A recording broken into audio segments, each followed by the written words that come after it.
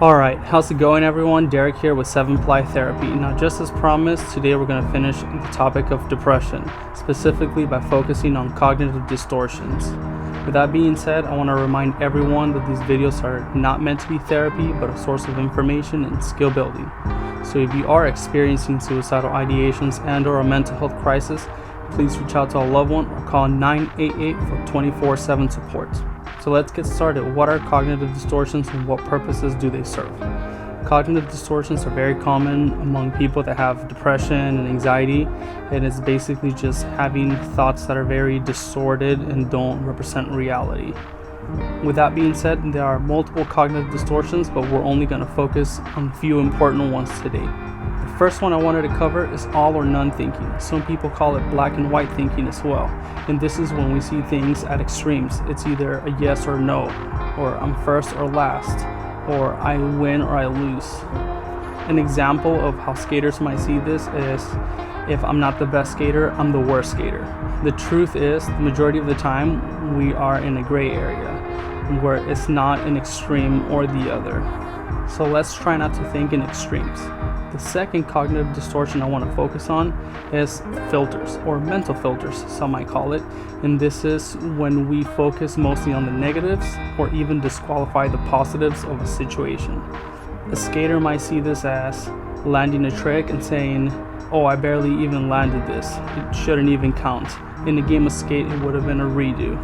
One way to overcome this cognitive distortion is by focusing on the whole picture, rather than only on the negative aspects or even disqualifying the positives. The third cognitive distortion is personalizing, and this is when we blame ourselves for things that are not our fault or are out of our control.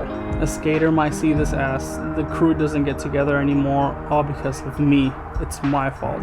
The truth is, not everything is within our control.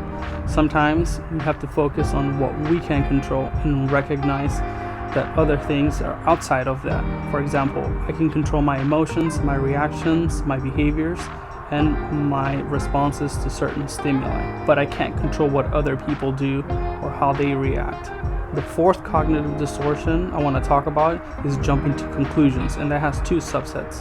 It has mind reading and future predicting. With mind reading is when we assume we know what other people are thinking, while with future predicting is assuming we know what's going to happen in the future.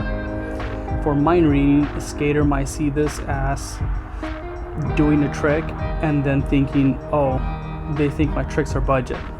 As for future predicting, a skater might see it as starting a game of skate and right at the beginning or within the first few tricks thinking, oh, I'm gonna lose. What's the point of even doing this? I shouldn't have said yes. Now we are human. We definitely can read minds or predict the future. So try to take things as they are. The fifth cognitive distortion is catastrophizing. This is when we blow things out of proportion. Some people may call it making a mountain out of a molehill. To a skater, it might look something like this: going on a trip to skate and record, and then thinking, oh, if I don't get this trick, I'm just wasting my friend's time on this trip, and they're not going to want to invite me on other trips, which means they're probably not going to want to skate with me, and then I'll be skating alone. As you can see, we went from being worried about landing a trick on a trip all the way to I'll be skating alone. More often than not, things don't escalate that quickly, so there's no point in making things into something bigger that they're not. The sixth cognitive distortion is overgeneralizing, and this is when we take our view of an experience and we apply it to everything. To a skater, this may look like setting up a new board, skating, and not doing well, and assuming you're a bad skater because of that one experience. The reality is, it's probably the new setup. You have to give yourself time to get used to it.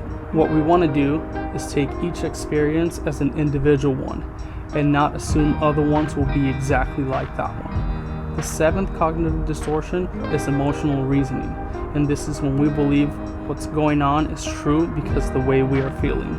To a skater, this may look like going on a skate session and having a bad day and then assuming we're a bad skater. More often than not, this is because we're feeling down about ourselves, so we're highly criticizing our skating ability, when in reality is, again, we might be having a bad session that day.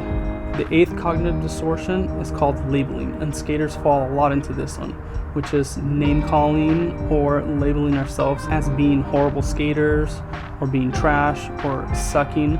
The truth is, by labeling ourselves, we're only doing ourselves a disservice, because if we constantly give ourselves a label, then eventually we can fall into the self-fulfilling prophecy and actually believing that label, when in reality it's not true.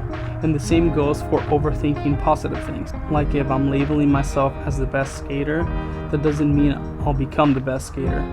More often than not, what will happen is I'll start to feel worse because I'm not as good as I'm labeling myself. And the 9th cognitive distortion is shoulding and musting, when we put excessive pressure on ourselves as we should do this, or I must do this.